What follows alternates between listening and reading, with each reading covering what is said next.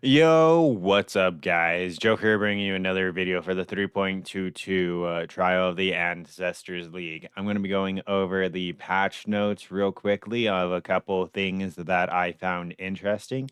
If you want the short view of this, There's a total of one meaningful skill balance change in this entire patch for 3.22. And before and that's essentially it. Jungron did a fantastic job going over the fact that in 90 seconds, he was able to cover all of the changes in this 3.22 balance patch, which was really interesting, especially with the amount of changes that Ruthless got and how these are like big changes. These aren't little changes. I don't know why they decided to throw all of this Ruthless stuff in here. Um, I know it's going to have quite the negative backlash just because, yes, there are people that play Ruthless and enjoy Ruthless, but it's by far the smallest portion of the community. And we've already stated we don't care if you update Ruthless as long as you update the rest of the game more. Like, don't show so much effort in Ruthless and put very little effort into the actual core game. Don't get me wrong, some of these are really, really, really cool. I'm a huge fan of a lot of these. Well, I say a lot, but yeah, I have a decent sized list. So let's pretty much check it out. Up first, we have Trauma, right? The Trauma Support Gym. And what this essentially does is like Bone Shatter has trauma. This gives trauma to any ability that uses axes, maces, scepters, or staffs. I'm sorry, not any ability. I'm pretty sure it's only attacks. Oh, I'm sorry, only strike skills. Yeah, so strike skills. So this brings a lot of strike skills more into viability because a lot of them were lacking the damage. This helps give them the damage boost they need because if you know anything about Bone Shatter, one of the only reasons Bone Shatter really works is because of the fact of the trauma stacking so high. Apart from that, we have what is it? Guardian's Blessing right here, which essentially puts an aura on your minions. So the way I'm understanding this is it works on like a divine blessing does, except for you socket a minion, this support, and then an aura. And then let's say you're using a stone golem for the life regen, right? So it's going to give you the life regen, but then it's also going to give you the effect of this additional aura on your minion. So this may be a very viable solution for like one-handed weapon slots where you only have the three sockets anyways, and usually you put like a movement skill in it anyways. Put your movement skill as just like a one link somewhere else, and then have this three link aura support. Next, we got Spellblade, right? And this looks a lot like Battle Mage, but a lot of people are wondering if this is going to stack with Battle Mage. If this does stack with Battle Mage, then it's going to be really cool. It's going to be a lot of damage. If it doesn't, it's kind of an and or, but not that many people used Battle Mage in the first place.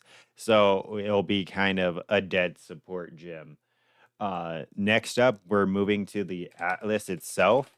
So we got extreme archaeology. Essentially, what this does is it just speeds the gameplay up for expedition a lot. Instead of having to try to plan and map out your expedition, you just drop one mega nuke in the middle of the expedition. It blows up everything, and you're able to keep running and gunning, right?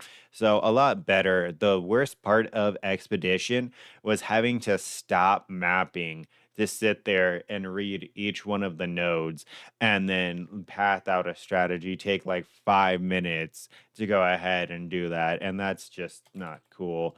Then we got literally the next thing, destructive play, which is the Maven summoning 1 to 3 additional bosses when witnessing map bosses. So This is going to be good for Maven 10-way runs. I'm going to test it with this and see like if Maven 10-way runs are brought into viability with Searing Exarch and Eater of Worlds, just because of the fact that right now there's really not a whole lot. I did a test a couple leagues ago, and I don't even remember if I did it last league too, but where I tested Maven 10 ways, and it was just the grind was so slow. It just wasn't it. There was literally no reason to do that as opposed to Exarch or Eater of Worlds.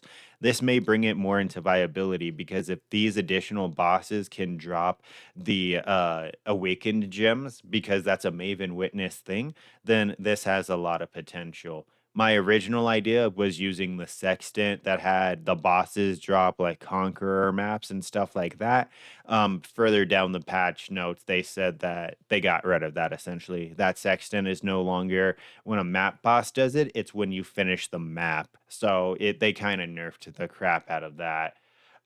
Next, we have, let me see, bold undertakings. These are out of order, by the way, but bold undertakings. Fortune favors the brave applies an additional random option for 100% of the cost. So, in case you don't know what Fortune favors the brave does, Fortune favors the brave adds a league mechanic that's on the Atlas device. Let me go ahead and jump down here real quick. Uh, it would go ahead and add one of these options at random for 3 chaos. However, because of the bold undertakings, it's going to be 6C, but it's going to be adding two of these mechanics for you. And if you look at this list of these are some of the best mechanics that we've had on an Atlas in a little while, at least in my opinion. I really like all of these. Essence is really good. Domination is really good. Breach is Harbinger's really good, Legion's really good, Deli's really good, and Rituals. So the fact that pretty much 6 out of the 8 mods is a really good modifiers left me with a lot of hope because of the fact that it makes me think that this keystone is going to be insane for people alking and going, right? Because you're going to be able to force a free 2 mechanics for 6C, and the amount that you're going to be getting back from 2 league mechanics is infinitely higher than 6C, depending on how much you're juicing and stuff, right? Next, we got Endless Tide. Beyond portals and maps cannot spawn unique bosses, and beyond portals and maps have 50% less merging radius. So, at first read, you may think this is like a nerf, but this is actually a buff. This is bringing Beyond back to what it was before. How the new Beyond works is you kill mobs and it spawns Beyond creatures until it spawns the boss. Once the boss is spawned, it cuts off the Beyond. But with this node, it no longer does that. Yeah, you don't get the boss, but you get the insane amount of free pack size that you get from Old Beyond. So I don't want to compare it directly to Old Beyond, but it's a lot closer to Old Beyond, where essentially you just get an insane amount of free monsters in the map. So this is a really good thing because, in my opinion, Beyond was kind of dead after they changed it.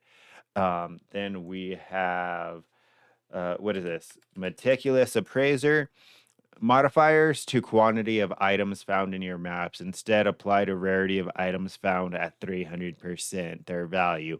This seems pretty cracked in my opinion, especially if you have maps that have like, I don't know, 100% quant on them, right? You get an 8 modded map, you have this, and then on your character, you stack a little bit of quant, right? You're going to have like a free 600% rarity multiplier just going into it because it doesn't say that it doesn't stack with what's originally on the map. So if you have an 8 mod map, like in my example, and it has like 100 quant and like 70 rarity, right? It's then going to go ahead and be 370 rarity instead. And if you have any amount of juice in the map, then you're going to be seeing a large amount of returns. And then the next one is Meticulous Appraiser. That's the one we're looking at, actually. Seventh Gate. All possible league map crafting options are available while six gateways are allocated. I'm going to test this, but how it reads is it makes me feel like when you have the six gates allocated, then you are going to have access to every Keurig map mod. So essentially, anything that you can pay for the Atlas. So some things that are not on the Atlas right now, think like Blight, think Beyond, right? Those are two things that off the top of my head that aren't on this current Keurig mod list. But if you have the seventh gate, you're going to be able to still choose those. That's what it's reading like. So I'm assuming that's what it means.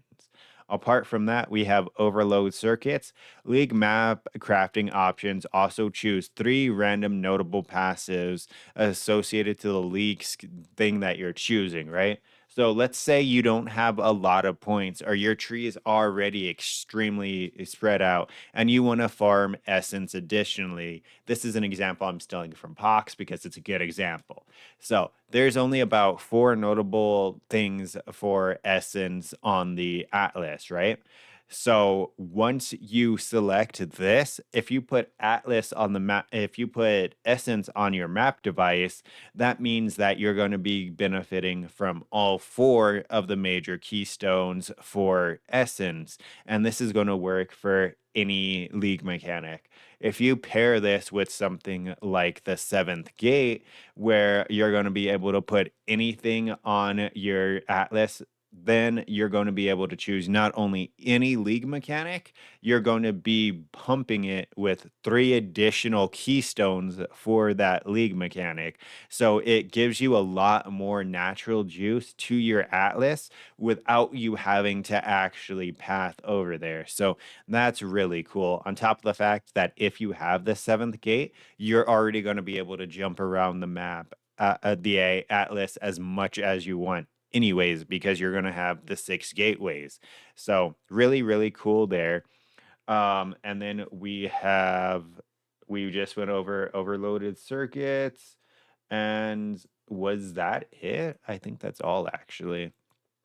Yeah, I told you it was fast. Normally these videos take me like 30 minutes, but there's not really anything else that I was interested in. There's some niche cool things that may bring some stuff into viability, but Jungron wasn't wrong when in his 90-second video where he said there's like one meaningful change.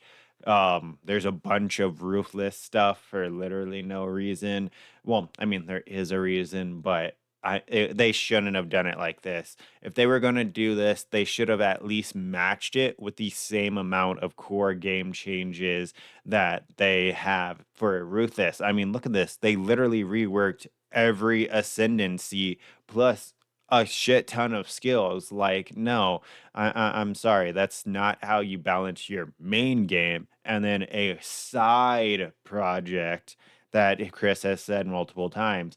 It's seeming like the amount of effort that's going into Ruthless now is too much. And with a lot of people saying that Path of Exile 2, it feels like Ruthless, it's a little concerning. But that's pretty much it. Don't forget to like, comment, and subscribe to stay up to date with this and future videos.